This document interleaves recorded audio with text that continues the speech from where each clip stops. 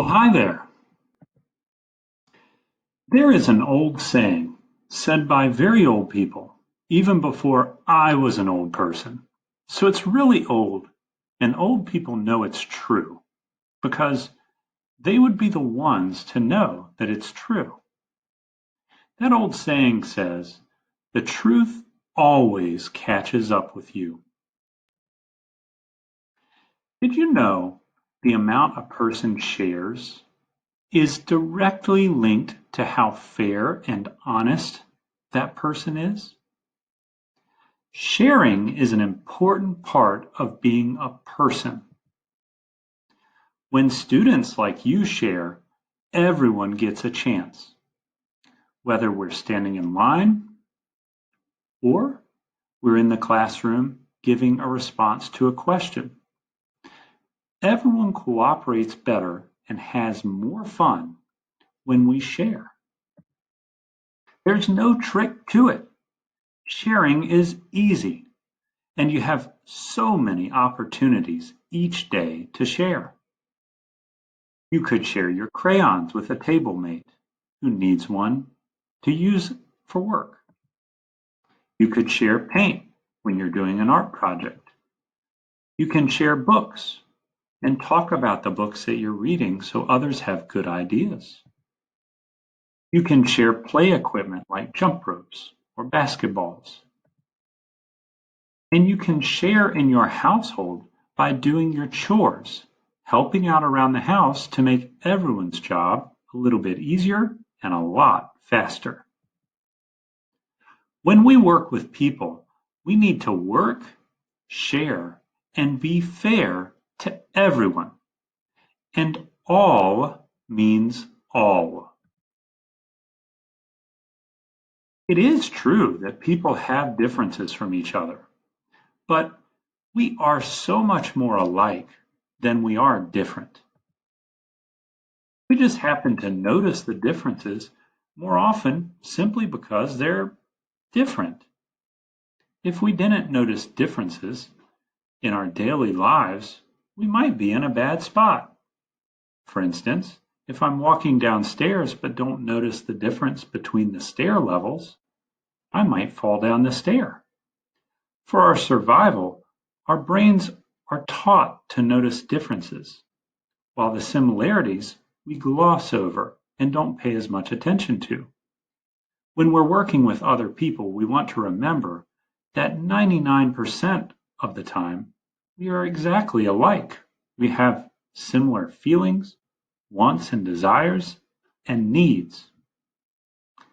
We need to treat the differences as something special that we can use to our advantage. When we work with others and value their differences, we can make something better than something we could do alone. I'm not a very good artist, but when I get in a group and we need to advertise something that we're going to do, someone in the group who is a good artist is going to make our group even better by sharing that gift, something I couldn't do by myself. While we might try to compare ourselves to others, please remember, you have special talents and gifts, and they may be different from others. Celebrate everyone's gifts so we all benefit, and celebrate your own as well. That makes a great team. So, what are your gifts? Do you have time you can share with another person? Do you have an ear that you can listen to someone else talk? Do you have stories that you have in your head that you could write down and share? Are you good at sports? Can you play with others? These are some gifts, but certainly not all. Think about what gifts you have. It's important we share and we're shared with, but we need to be sure that the people we're sharing with are people that our parents and teachers know are safe. Strangers are people that we and our parents don't know. When you are getting ready to go out into this big world, like now, you want to know a few things. First, you want to know how to get help when you're in an emergency? Can you call out loudly and scream to get others to help in a situation? You don't communicate with anyone that you don't know, whether you're in person, on the computer, on the phone. You want to be sure that the people you're communicating with are people that you do know. That doesn't mean you have to be unfriendly. It just means don't get into a lot of communication with someone that you don't know. Do not take anything from a stranger. That's just a rule of thumb that will help to keep you safe. Do not go anywhere with a stranger. If a stranger, even if they seem like a nice person, invites you into their car or asks you to come with them somewhere else other than where you're supposed to be or where your parent or teacher knows you're supposed to be, do not go with that person. They may appear friendly, but they should not be taking you anywhere. If approached by someone who's a stranger, say no, get away, and tell someone. Now, believe it or not, some people just can't understand that our differences make us interesting and make our groups stronger. Some people see differences as a way to be mean to others. When people do that, it's called bullying. Bullying is a sad thing. It's something that's done on purpose and done over and over again.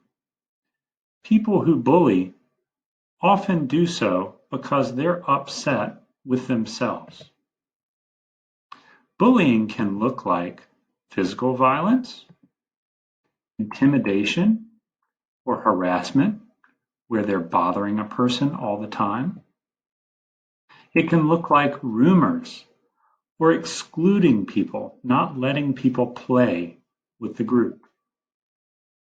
It can look like name calling or gestures like pointing at people and making them feel bad. It can also happen on the computer, something we call cyberbullying, where all of these things that were mentioned before can also take place on the computer. If you experience bullying or see bullying, you must take action. Tell an adult who can help and support the person who is being bullied. That's how we value others. That's how we work together at our very best. That's how we stay safe and keep our community safe. That's how we are true to ourselves. So, when the truth catches up with you, welcome it and be sure it's an old friend, not a stranger. Thanks for listening.